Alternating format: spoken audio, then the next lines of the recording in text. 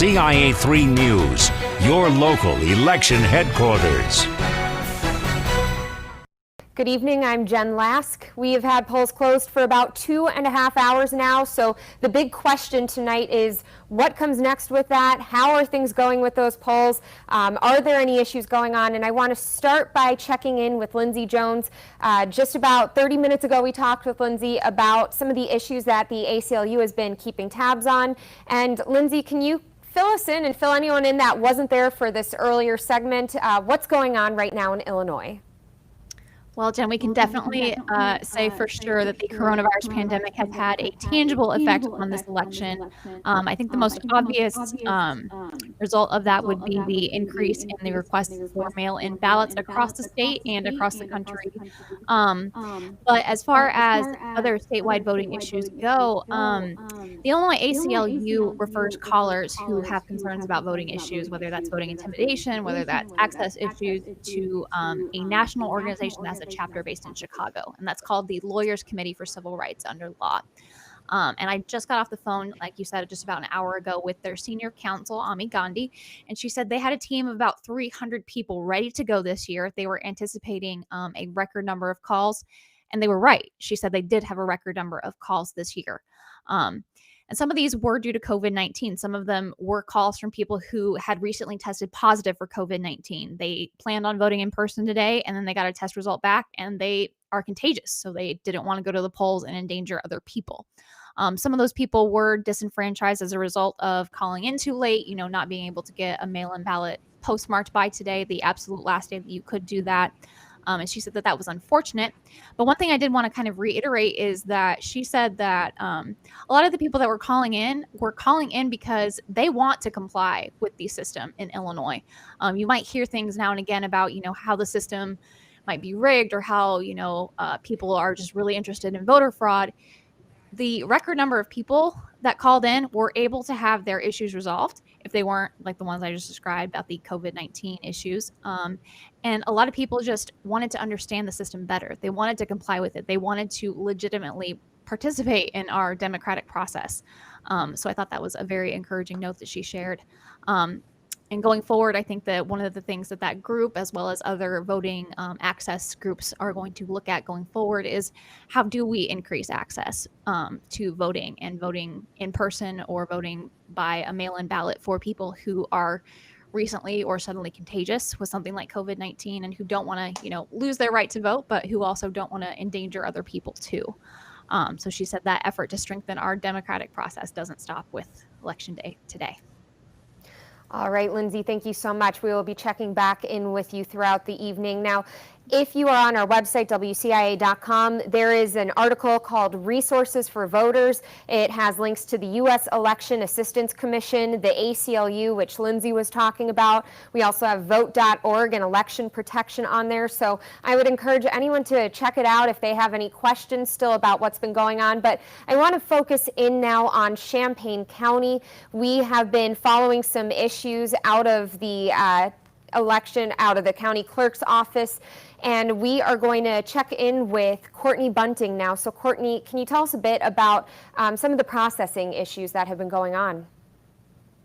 Here at the Brookings Administrative Center, and we are waiting on results still, but what we do know is that 18%, if you go on their website, they're slowly starting to post these numbers, 18% of precincts have reported. Now, there was a lagging issue before, which is what we were trying to figure out, because we were here for an hour or so, or at least a couple hours waiting for results and weren't hearing anything. And what we found out was that there were issues with a lot of late voters, as well as them trying to process a lot of the early voting totals. So we're waiting for Champaign County Clerk Aaron Ammons to come here and give us a bit of an update about what's going on. But if you go onto their website, which is where they're putting their numbers as soon as they get them in, it shows just 18% of precincts reporting, which is only 22 of these precincts. And then it shows that I believe that's about 3,345 votes, and that's out of what is a projected, he's expecting above 90,000 votes. So the record, I believe, high is actually 92,000, and they were expecting to break that. So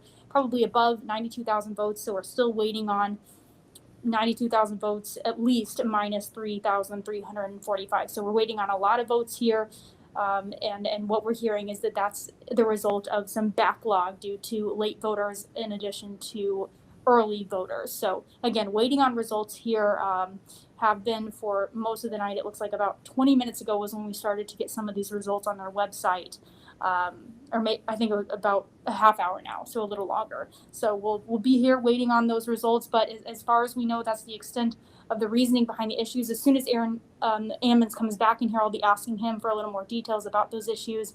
But that's the extent of what we know right now, Jen. All right, Courtney, we are looking forward to hearing back from you on that. And I know you were planning to be live again at 10 o'clock as well with Jessica, Jennifer, and Paul, right?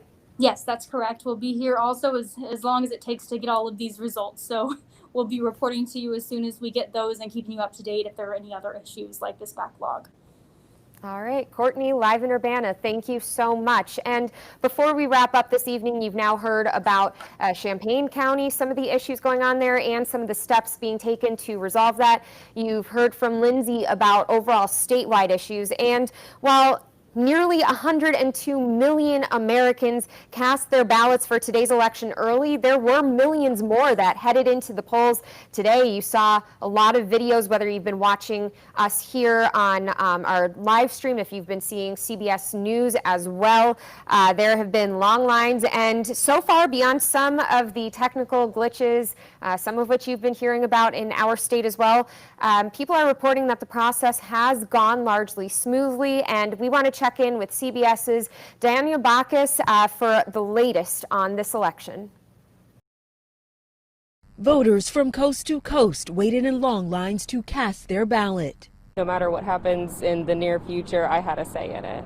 Polling locations were ready with COVID-19 protocols in place. With no touch, you can see we're using tongs to grab the ballot, and we're handing back the I voted sticker with the tongs. Nationwide, there were no reports of widespread voter fraud or intimidation. Earlier today, a federal judge ordered the U.S. Postal Service to sweep mail processing facilities to ensure no ballots were held up for delivery. In Nevada, a judge granted the Trump campaign's request to keep 30 Las Vegas area polls open an extra hour because they didn't open on time. A pipe burst at State Farm Arena in Atlanta has delayed absentee ballot counting.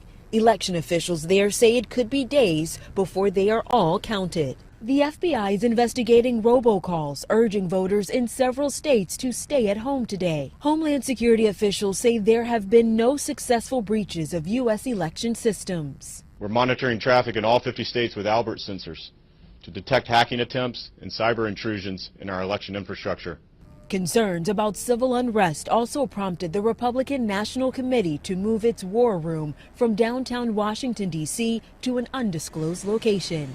In many cities, including here in Los Angeles, businesses boarded up in anticipation of post-election protests. It can go either way, so it's just like, it's suspenseful. At least 5,800 National Guard members are on duty tonight in 13 states for election support and in case there is civil unrest. Danya Bacchus, CBS News, Los Angeles.